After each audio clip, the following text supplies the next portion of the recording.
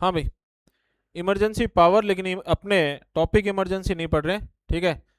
अपने को कहीं ना कहीं यहाँ पर प्रेसिडेंट का रोल देखना है, या कुछ एक आर्टिकल्स देखने हैं, या यूँ समझ लो कि अपने इमरजेंसी जो है उसको एक सुपरफिशियल तरीके से कैसे समझ सकते हैं और कौन कौन से आर्टिकल्स अपने सामने आएंगे, ये चीज़ें देखनी है अपने को, ठीक है, क्लियर है।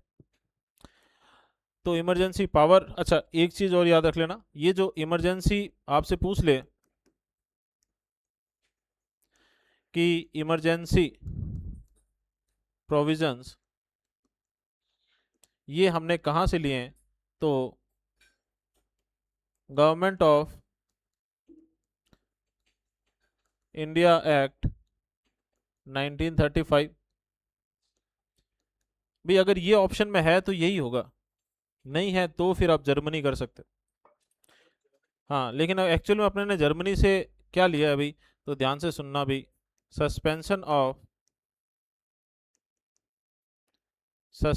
Of fundamental rights during emergency.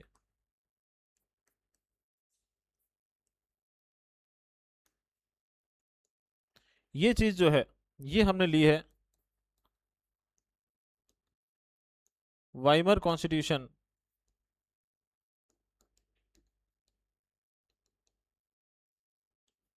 Of Germany से। वाइमर कॉन्स्टिट्यूशन ऑफ जर्मनी से, क्लियर है। अब ध्यान से देखना भी, कुछ एक आर्टिकल्स की बात करने वाले हैं अपने। जब भी आप इमरजेंसी को डिटेल में कभी भी पढ़ो अपनी लाइफ में, तो हमें कुछ एक आर्टिकल्स का पता होना चाहिए, ठीक है। एक आर्टिकल 250 का पता होना चाहिए, इसका पता होना चाहिए, आर्टिकल 250।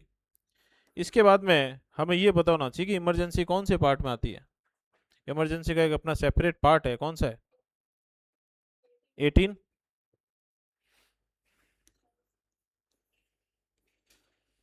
आर्टिकल 18 में कहाँ से कहाँ तक आते हैं आर्टिकल, देख के तो इंडेक्स सामने है आपके। हम्म, आर्टिकल 352 से 360 तक, क्लियर अभी। तो पार्ट 18 जो है वो किससे डील करता है, इमरजेंसी से, क्लियर है ना। देखो क्वेश्चन कैसा भी बन सकता है, अब तक ऐसा क्वेश्चन आया नहीं है लेकिन वो पूछ ले, ठीक है। आर्टिकल 250 इस पार्ट में है क्या, नहीं है ना। ऐसी आर्टिकल 365 भी इसमें नहीं है। इसका जस्ट 19th देखो क्या है, हेडिंग क्या है, मिसलेनियस। और उसके अंदर आपको मिलेगा क्या, आर्टिकल 365। सैरिस, ये एक ना ऐसा इस कमरे में पड़ा है, वो लेके आना यार, खराब है थोड़ा। हाँ भाई, तो 250 पार्ट 18 के अंदर 350 से लेकर 360, और ये क्या है 365, लेकिन ये कौन से पार्ट में है, पार्ट 19th मिसलेनियस, ठीक है। हेडिंग उसकी मिसलेनियस है, ठीक है। और आर्टिकल 250 का है, आर्टिकल 250 देखना पड़ रहेगा तुमको इंडेक्स में कहाँ पर है।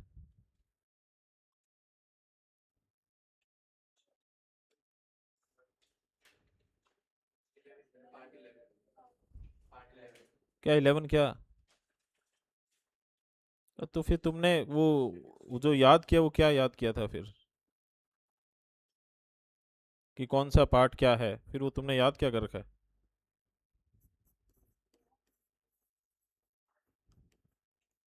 क्या है अभी पार्ट 11, रिलेशन, सेंटर और स्टेट के रिलेशन, और इसमें दो चैप्टर मिलेंगे आपको, कौन कौन से, एक लेजिस्लेटिव और एक एडमिनिस्ट्रेटिव रिलेशंस। ये किस में आएगा, लेजिस्लेटिव रिलेशन में आएगा। कैसे आएगा, इमरजेंसी लगेगी तो, इमरजेंसी नेशनल इमरजेंसी लगेगी 352 के अकॉर्डिंगली, तो सेंटर के पास पावर आ जाएगी क्या, स्टेट लिस्ट में के सब्जेक्ट्स पर कानून बनाने की। तो लेजिस्लेटिव क्या हो गया, ये फंक्शन हो गया, सॉरी रिलेशन हो गया ना किसका, सेंटर और स्टेट का। और कैसा फंक्शन हो गया ये, जो सेंटर को क्या करता है, पावरफुल बनाता है। इसकी वजह से जब अपने कॉन्स्टिट्यूशन में अपने बात करते हैं कि हमारे कॉन्स्टिट्यूशन में फेडरल फीचर्स भी मिलते हैं और यूनिटरी फीचर्स भी मिलते हैं। हमारा कॉन्स्टिट्यूशन कैसा है, हम कहेंगे फेडरल है। हमारा फेडरलिज्म, ध्यान से सुनना एक एक चीज को, हमारा कॉन्स्टिट्यूशन हमें क्या स्टैब्लिश करता है, क्या है, फेडरल। ठीक है, हमारा फेडरलिज्म कैसा है, क्वासी फेडरल। ठीक है, कैसे, अब कहेंगे हम कि centre is stronger than state. ठीक है, अब क्योंकि हमारा क्वासी फेडरलिज्म है तो हमारे कॉन्स्टिट्यूशन में हमको फेडरल फीचर्स भी मिलेंगे और यूनिटरी फीचर्स भी मिलेंगे। कोई भी चीज जो सेंटर को स्ट्रांग बना दे वो यूनिटरी फीचर है। जैसे हमने कैनेडियन कॉन्स्टिट्यूशन से जो भी चीज ली है, ठीक है, फेडरल फीचर, फेडरल सिस्टम। ठीक है, एक ऐसा फेडरल सिस्टम जिसमें सेंटर जो है वो स्ट्रांग होता है, किससे, स्टेट से ही। हमने कहाँ से लिया, कैनेडियन सिस्टम से। रेजिडुअल पावर्स हमने कहाँ लिए, कहाँ से लिए, कैनेडियन सिस्टम से। रेजिडुअल पावर किसके पास होती है, सेंटर के पास। अमेरिका में रेजिडुअल पावर किसके पास होती है, स्टेट के पास। तो वहाँ पे सेंटर और स्टेट ऑलमोस्ट क्या होते हैं, इक्वल, बराबर से होते हैं। यहाँ ऐसा नहीं है, यहाँ पे सेंटर क्या है, स्ट्रांग है, क्योंकि हमने कनाडा से ये चीज़ ली है। गवर्नर जो है वो अपॉइंट होगा सेंटर से, कहाँ से लिया है, कनाडा से लिया है, क्योंकि इससे सेंटर स्ट्रांग हो रहा है। गवर्नर इतनी इंपॉर्टेंट पोस्ट है। अभी हमने नमुद्रीपाद वाले उसमें एग्जाम्पल में क्या देखा कि गवर्नर ने क्या करवा दिया, डिसमिस करवा दिया। अब गवर्नर जो है वो स्टेट गवर्नमेंट को डिसमिस करवा सकता है, इतना खतरनाक आदमी बैठा है, और वो सेंटर से आके बैठा है। तो इसका मतलब सेंटर और स्टेट में अगर अलग अलग सरकार है तो गवर्नर की बहुत इंपॉर्टेंस होगी वहाँ पे। ठीक है, और उसके बाद में एक और चीज़, हाँ, ये जो एडवाइजरी जुडिक्शन है ये केवल सेंटर के पास होता है। ये भी सेंटर को स्ट्रांग ही बना रहा है, क्योंकि सेंटर और अगर स्टेट के आपस के डिस्प्यूट हो गए ना तो ये कहाँ जाएंगे, सीधे सुप्रीम कोर्ट। सीधे कहाँ जाएंगे, सुप्रीम कोर्ट। और सुप्रीम कोर्ट से पहले ही सेंटर अगर कोई एडवाइस लेके बैठा है इसी मामले में और उस एडवाइस के अकॉर्डिंगली काम कर रहा है, तो फिर सीधी सी बात है, सुप्रीम कोर्ट की एडवाइस पे ही काम हो रहा है। ठीक है, तो सुप्रीम कोर्ट में अगर वो चला भी गया तो किसके पक्ष में फैसला आने के ज़्यादा चांसेस हैं, तो भाई, ठीक है, तो ये चीज़ ध्यान रखना। चलिए अब अपने वापस आते हैं इधर, अपने ये डिस्कस कर रहे हैं अभी। तो अब अपने को पता चल गया कि जब भी आप इमरजेंसी पढ़ोगे तो आपको ये चीज़ें पता रखनी है अभी। ठीक है, कि ये हमने लिया कहाँ से, सस्पेंशन ऑफ फंडामेंटल राइट्स कहाँ से लिए, इमरजेंसी प्रोविजंस लिए गवर्नमेंट ऑफ इंडिया एक्ट 1935 से। सस्पेंशन ऑफ फंडामेंटल राइट्स कहाँ से लिए, वाइमर कॉन्स्टिट्यूशन ऑफ जर्मनी से। फिर इसके बाद में हमें पार्ट 11 का आर्टिकल 250 याद रखना है। इसके बाद में पार्ट 18 के अंदर हमें कुछ आर्टिकल्स देखना है, और साथ साथ में क्या देखना है, आर्टिकल 365। ठीक है, 365 जो है वो अगले पार्ट में, पार्ट 19 में, मिसलेनियस के अंदर। अब आपको इसके अंदर कौन कौन से आर्टिकल्स एटलीस्ट अभी तो याद हो, तो एक तो आर्टिकल 352 में क्या है, इसके बाद में आर्टिकल 356, ठीक है भाई, और आर्टिकल 358 और आर्टिकल 359। ठीक है, एक और आर्टिकल है वो आप अपने लेवल पे पढ़ना जरूर उसको, वो भी थोड़ा सा फेमस सा ही रहता है, अभी कॉन्ट्राडिक्ट सा ही रहता है वो।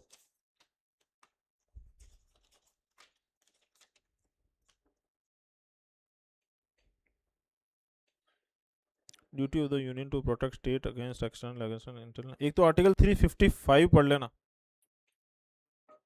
ठीक है, कौन सा है, 355। 355 जो है वो क्या है भाई, duty of the union to protect states against external aggression and internal disturbance. इसका मतलब भाई एक्सटर्नल एग्रेशन तो चलो ठीक है, बाहर से कोई हमला हुआ, लेकिन स्टेट के अंदर जो इंटरनल डिस्टरबेंस है या देश के अंदर, उससे भी स्टेट को प्रोटेक्ट करने की ड्यूटी किसकी बनती है, किसकी बनती है, सेंटर की बनती है भाई। ठीक है भाई, और एक आर्टिकल जो सबसे लास्ट वाला है, आर्टिकल 360। चलो इसमें लिख ही देता हूँ आर्टिकल 355 भी, एटलीस्ट कम से कम हेडिंग तो याद रखो इसकी। अब अपने इसको बहुत ही शॉर्ट के अंदर पढ़ने वाले हैं, क्योंकि अपने टॉपिक नहीं है इमरजेंसी, लेकिन इमरजेंसी जब कभी भी पढ़ो उससे पहले हमें ये पता होना चाहिए भी।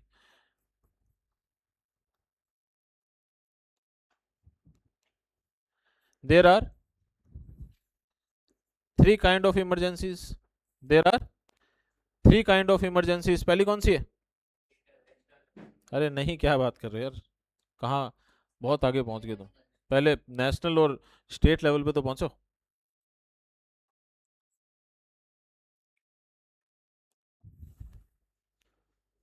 सबसे पहले नेशनल इमरजेंसी। कौन सी इमरजेंसी? National emergency.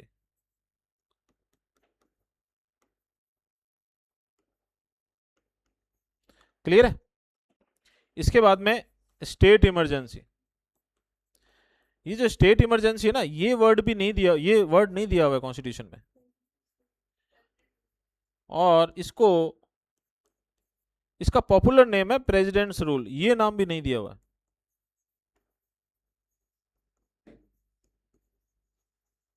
ठीक है, उसकी लैंग्वेज पढ़ोगे ना आप, तो उसमें प्रोक्लेमेशन, ठीक है भाई, उसमें लैंग्वेज पढ़ोगे ना, उसमें क्या, proclamation of emergency on such conditions. ठीक है, तो वो स्टेट इमरजेंसी की बात हो रही होती है। इसको मोर पॉपुलरली क्या कहा जाता है? प्रेसिडेंट्स रूल कहा जाता है। तो ये दोनों ही नाम नहीं मिलेंगे आपको। ठीक है, इसके बाद में फाइनेंशियल इमरजेंसी। कौन सी है? Financial emergency.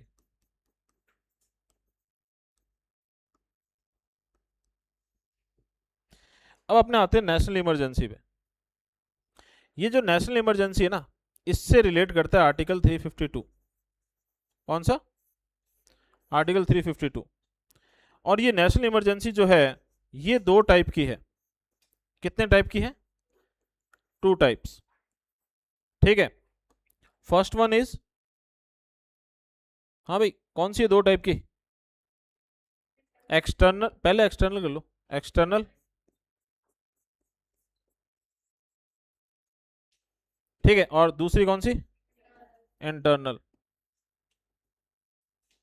क्लियर है? ये जो एक्सटर्नल है, ये किसके बेसिस पे लगती है? वॉर और एक्सटर्नल एग्रेशन। वॉर और एक्सटर्नल एग्रेशन।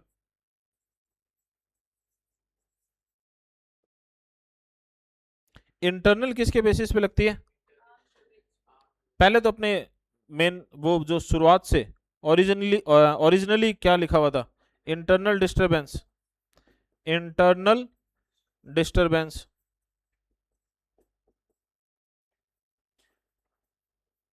ठीक है, अब ध्यान से सुनना भाई, यहाँ पे अगर ये कंसेप्ट लेके आप इमरजेंसी पढ़ोगे ना, तो आपको एकदम क्लियर हो जाएगी चीज। अब यहाँ पे आएगा 44th कॉन्स्टिट्यूशनल अमेंडमेंट एक्ट। क्या आएगा? 44th constitutional amendment act 1978। ये बार बार आएगा यहाँ पे। अभी तो इतना ध्यान रखो, सबसे पहले तो इसने क्या, एक तरीके से कॉन्स्टिट्यूशन में प्रोविजन ऐड करवा दिया, ठीक है, कि प्रेसिडेंट जो है, अच्छा, लगती कैसे इमरजेंसी, थोड़ा ध्यान से सुनना भी, डिटेल में नहीं बता रहा, बस स्टेप वाइज बता रहा हूँ। ठीक है, पहली बात, पहले सबसे पहले तो प्रेसिडेंट को क्या किया जाएगा? बोला जाएगा कि बिल लगाओ इमरजेंसी। तो फिर वो प्रोक्लेमेशन ऑफ इमरजेंसी होती है। प्रेसिडेंट क्या करेगा? प्रोक्लेम करेगा, घोषणा करेगा, किसकी? इमरजेंसी की। अब एक पहला स्टेप ये था कि प्रेसिडेंट को बोला जा रहा है, दूसरा स्टेप है प्रोक्लेमेशन ऑफ इमरजेंसी। अभी जो बोला जा रहा है ना, ये क्लियर नहीं था, एम्बिगुअस था कि कौन बोलेगा। ठीक है, तो इंदिरा गांधी ने खुद ही बोल दिया। ठीक है, अकेली नहीं बोल दिया कि लगा दो इमरजेंसी, लग गई इमरजेंसी। ठीक है, तो कैबिनेट को भी नहीं पता था कि इमरजेंसी लगी है, सुबह पता चला। ठीक है, सुबह रेडियो पे घोषणा हुई तो पता चला कि इमरजेंसी लग गई है। तो जब जनता पार्टी सरकार आई ना, उसने कह दिया कि भाई return,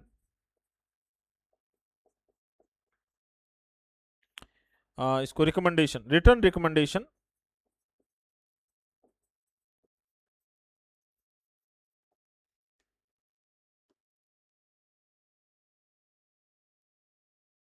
return recommendation of the cabinet.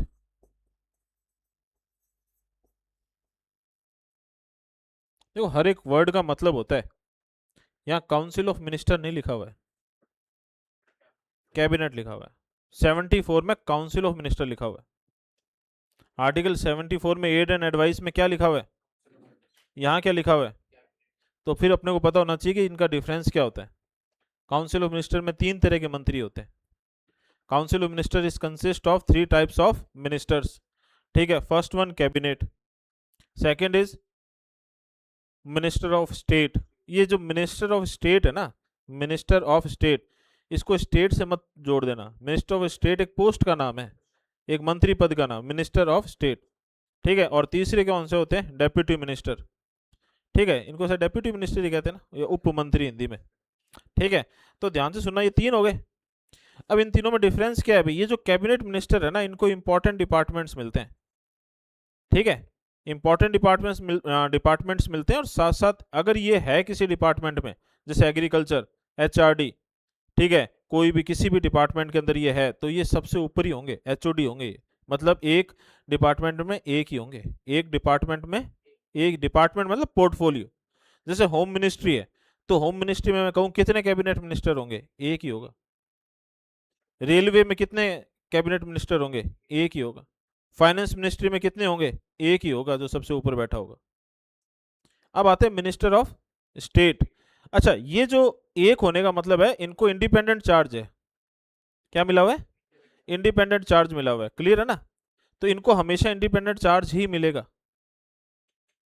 They will always always get independent charge of any portfolio. ठीक है, और वो भी इंपॉर्टेंट पोर्टफोलियोज। क्लियर है? अब आते हैं मिनिस्टर ऑफ स्टेट। या तो इन्हें कोई छोटा मोटा मंत्रालय पोर्टफोलियो दे दिया जाएगा, जैसे मिनिस्ट्री ऑफ स्पोर्ट्स, उसमें ये इंडिपेंडेंट है। ठीक है, कोई मिनिस्टर ऑफ स्पोर्ट्स है, क्या काम है स्पोर्ट्स का? वैसे तो स्पोर्ट्स काम के, लेकिन ऐसे देश के अंदर एडमिनिस्ट्रेशन को लेके कह रहा हूं मैं, तो इनको क्या दे दिया? ये मिनिस्टर ऑफ स्टेट को ही उसका इंडिपेंडेंट चार्ज दे दिया। ठीक है, और अगर ये किसी बड़ी कैबिनेट बड़े बड़े पोर्टफोलियो में हुए, जैसे फॉर एग्जांपल फाइनेंस मिनिस्ट्री के अंदर मिनिस्टर ऑफ स्टेट आया, तो ये जो ऊपर बैठा है ना कैबिनेट मिनिस्टर, उसको असिस्ट करेगा ये। तो अब फाइनेंस के अंदर मान लो रेवेन्यू देखना है, और फाइनेंस में क्या देखना है? इनकम सोर्सेज वगैरह देखना है।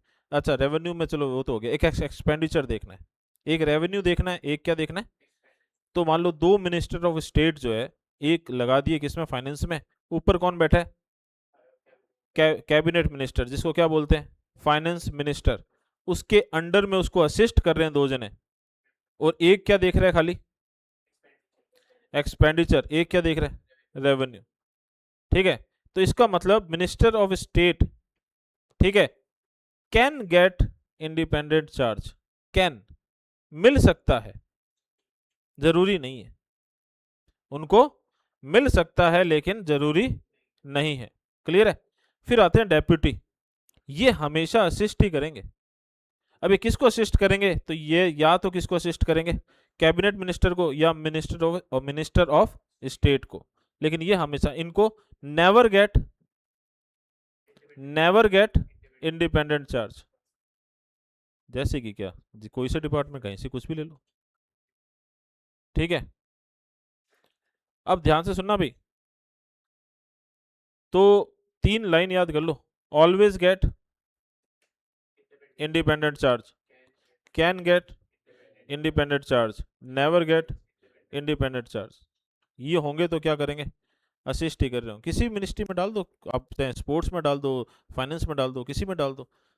तो या तो ये जैसे फॉर एग्जांपल फाइनेंस में डाल दिया, तो ये हो सकता है फाइनेंस मिनिस्टर कैबिनेट को असिस्ट कर रहे हो, या कैबिनेट के अंडर में मिनिस्टर ऑफ स्टेट उसको असिस्ट कर रहे हो, लेकिन करेंगे असिस्ट ही। कभी भी इंडिपेंडेंट चार्ज नहीं मिलेगा, चाहे वो इंपॉर्टेंट पोर्टफोलियो क्यों ना हो, इनको नहीं मिलेगा।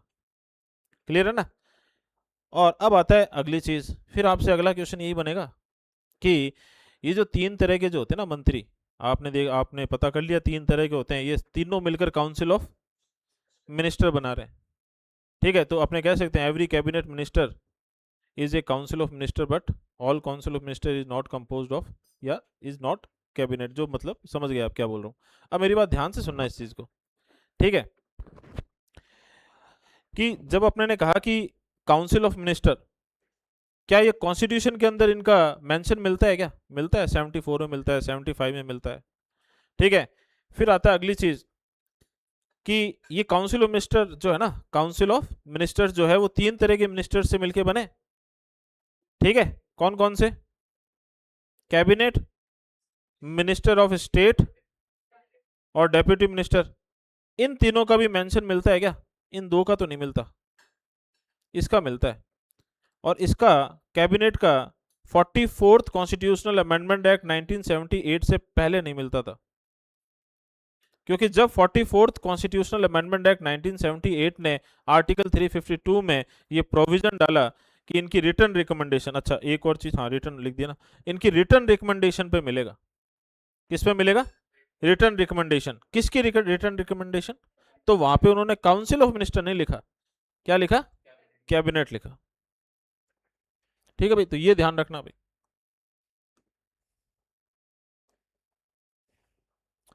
इसके बाद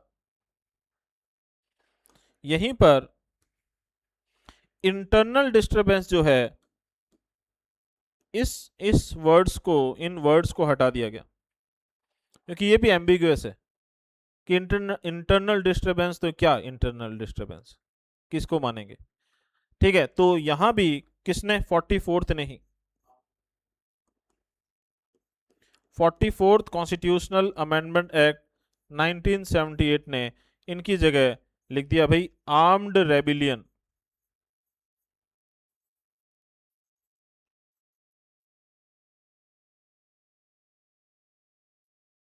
ठीक है भाई, कि जब आप हथियार लेकर सड़कों पे नहीं उतरोगे ना जब तक, तब तक इसको आधार बेस नहीं माना जाएगा, किसका? इंटरनल इमरजेंसी लगाने का। ठीक है भाई, फिर अपने कह सकते हैं कि देश में 3 बार लगी। ये जो नेशनल इमरजेंसी है वो देश में कितनी बार लगी है? 3 बार। हाँ भाई, 1962 से लेकर कब तक? 1968 तक। इसमें इंडो चाइना वॉर और पहला इंडो पाक वॉर दोनों कवर हो जाते हैं, क्योंकि 65 में हुआ था ना, 62 में कौन सा हुआ? China war. ठीक है, और उस समय इमरजेंसी लग गई एक्सटर्नल, ये एक्सटर्नल है। कौन सी है ये? एक्सटर्नल है ये। ठीक है, और उसी में एक्सटर्नल लगी हुई थी, उसी में हमारा इंडो पाक वार हो गया। दूसरी एक्सटर्नल लगी 1971 में, और ये जाएगी 1977 तक, ये भी एक्सटर्नल है। ये सेकंड जो इंडिया पाकिस्तान वॉर हुआ था, अगर अपने 48 वाले को भी वॉर माने तो थर्ड, वैसे सेकंड फुल फ्लेज्ड वॉर में। और तीसरी, इसी ड्यूरेशन के बीच में 1975 से 1977, ये दोनों एक साथ ही खत्म होती हैं। इसका तो आप पूरा टाइम पीरियड याद रखो। 25 जून 1975 से लेकर कौन सी डेट खत्म कब हुई थी भी? 21 मार्च।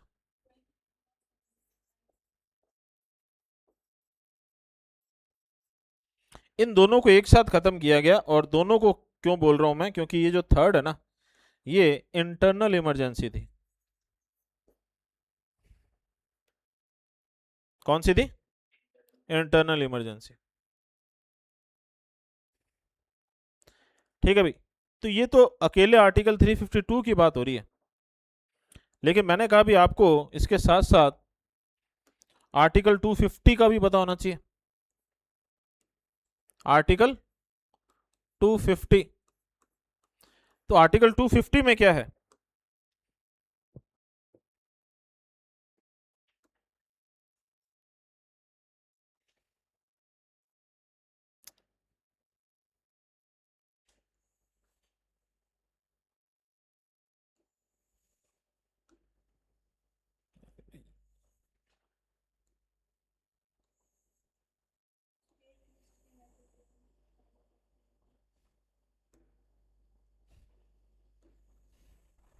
रूट गया कि क्या, नहीं आऊंगा मैं।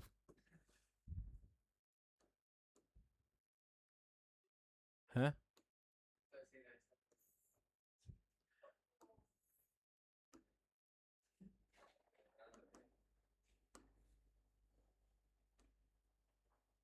मान ही नहीं रहे।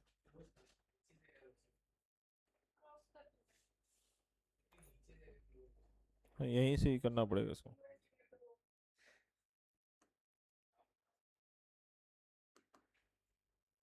अच्छा अभी खुलेगा भी, सही है। हाँ चलो ठीक है, फाइनली। हाँ भाई, आर्टिकल कौन सा बोला मैंने? 250।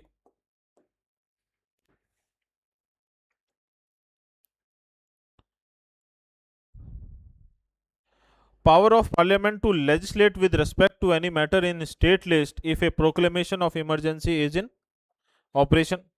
तो भाई आर्टिकल 250 क्या कहता है कि भाई जब प्रोक्लेमेशन ऑफ इमरजेंसी, कि भाई जब इमरजेंसी लगी हुई है, ठीक है, तो भाई ये ध्यान रखना, जब इमरजेंसी लगी हुई है तो किसके पास पावर आ जाएगी? पार्लियामेंट के पास पावर आ जाएगी। किस चीज को लेकर आ जाएगी? स्टेट लिस्ट के सब्जेक्ट्स को लेकर पावर आ जाएगी। तो अभी एटलीस्ट इतना याद कर लो कि इमरजेंसी लगने पर, ठीक है, पार्लियामेंट के पास पावर आ जाएगी। क्या आ जाएगी? स्टेट लिस्ट जो है, ठीक है, स्टेट लिस्ट जो है उसको लेकर क्या बना सकते हैं? लॉ। ये लॉ जो बनेंगे ये टेम्परेरी बनेंगे। हाँ, ठीक है, जैसे ही इमरजेंसी खत्म, जैसे ही इमरजेंसी खत्म, ठीक है भाई, तो 6 महीने, उसके अगले 6 महीने बाद ये लॉ भी खत्म।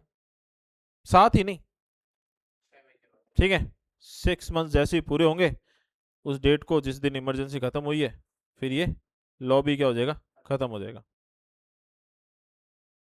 लिखा ना अभी? Have effect on the expiration of a period of 6 months after the proclamation has cease to operate. ठीक है भाई, तो जैसे ही 6 महीने खत्म, ये कानून या लॉ भी खत्म। ठीक है, ये कोई ऑर्डिनेंस नहीं है कैसे इसको परमानेंट बना देंगे कहते हैं, उसमें मत चले जाना, वो ऑर्डिनेंस होता है। ठीक है, इसके बाद में आर्टिकल 358। कौन सा? आर्टिकल 358। तो आर्टिकल 358 क्या कहता है अभी?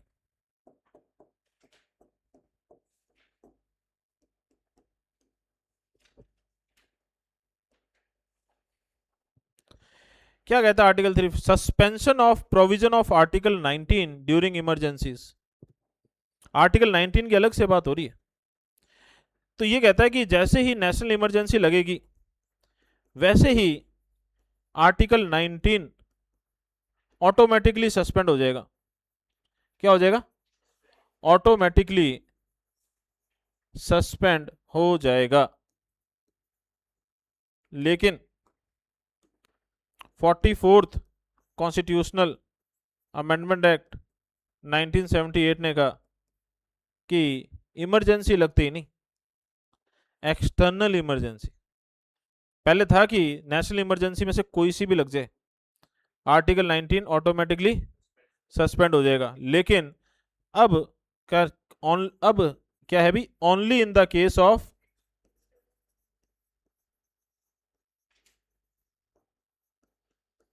External emergency.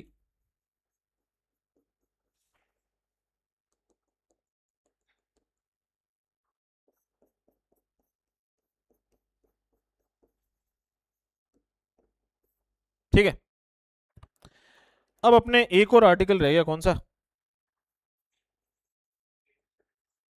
आर्टिकल 359। अभी आर्टिकल 359 क्या कहता है अभी अपने को?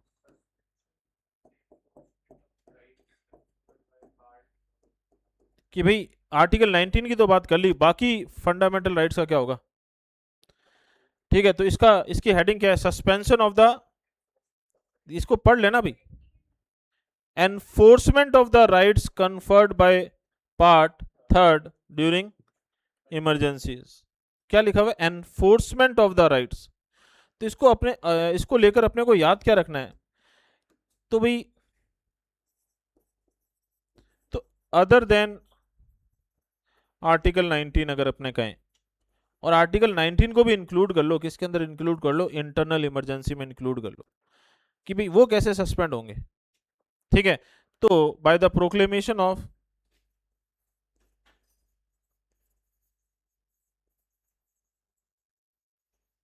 By the proclamation of president, अब एक और चीज़ ध्यान रखना भी, ये जो फंडामेंटल राइट है ना, जरूरी नहीं है कि पूरे इंडिया में ही अपने वो हो जाएंगे, सस्पेंड हो जाएंगे।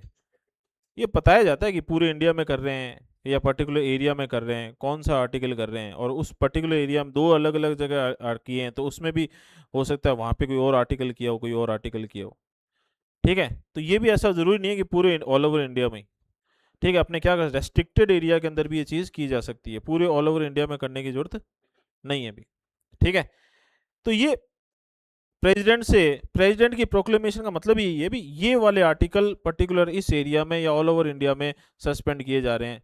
ठीक है भी, अब ध्यान से सुनना भी, यहां पर एक और चीज है कि in real fundamental rights are not suspended.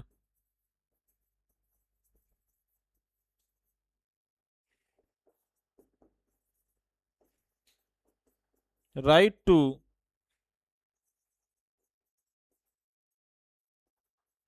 reach the judiciary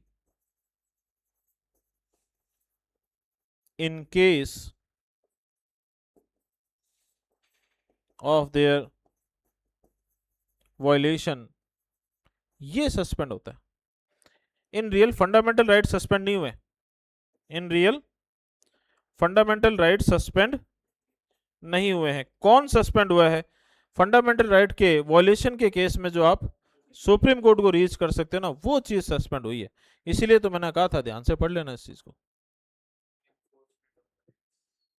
ठीक है, एनफोर्समेंट जो है ना वो हुआ है, फंडामेंटल राइट खुद नहीं हुआ है। आर्टिकल 19 में ऐसी कोई लैंग्वेज नहीं पड़ी अपने, लेकिन यहां ध्यान रखना, आर्टिकल 19 वाले के अंदर ऐसी कोई लैंग्वेज नहीं पड़ी। यहां ध्यान रखना इन रियल क्या सस्पेंड हुआ है, आपका वो राइट सस्पेंड हुआ है जो जिसका यूज करके आप क्या कर सकते थे, जुडिशरी को रीच कर सकते थे। ठीक है, और इसमें फिर से मैंने कहा 44th बार बार आएगा, और इसमें ये चीज ऐड की है 44th कॉन्स्टिट्यूशनल अमेंडमेंट एक्ट 1978 ने, article 20 and 21 can never be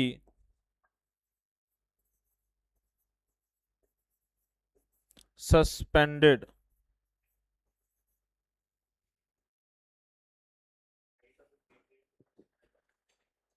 ठीक है भाई, क्योंकि बहुत खतरनाक चीजें हैं ये। आर्टिकल 20 में क्या होता है, डिटेन करना, अरेस्ट करना, और ये सस्पेंड हो गया तो गवर्नमेंट तो किसी को भी डिटेन अरेस्ट कर लेगी। और 21 हो गया तो फिर तो ठीक है, वो डिटेन अरेस्ट करके फिर फांसी भी चढ़ा देगी। ठीक है, क्योंकि जब आपका लाइफ, राइट टू लाइफ ही सस्पेंड हो गया, तो ये ध्यान रखना भी, इसे 20 और 21 सस्पेंड नहीं हो सकते। क्या करो, उसमें अलग अलग है ना, अभी देश के अंदर कहीं भी घूमने की आज़ादी, बोलने की आज़ादी, आप बोल बोल के देश का माहौल खराब कर दो इमरजेंसी में।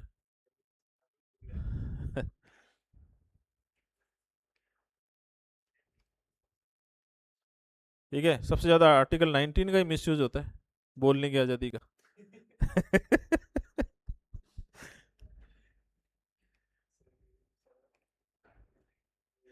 ठीक है, तो अपने जो चीज़ लेकर चले थे उसमें अपने ने आर्टिकल 250 कर लिया, 352 कर लिया, 358 कर लिया, 359 कर लिया। ठीक है भाई, बाकी अपने इसमें कल कर लेंगे, लेकिन अब वो कहीं ना कहीं समझ में आ गया होगा। और अब नेशनल इमरजेंसी पढ़ने से पहले आपको ये चीज़ें पता होनी चाहिए, दो टाइप की होती है, मेन आर्टिकल कौन सा है, कितनी बार लगी है, कितनी बार प्रोक्लेम्ड हुई है, कितनी बार इम्प्लीमेंट हुई है। ठीक है, और उसके बाद में तीन आर्टिकल 250, 358 और 359।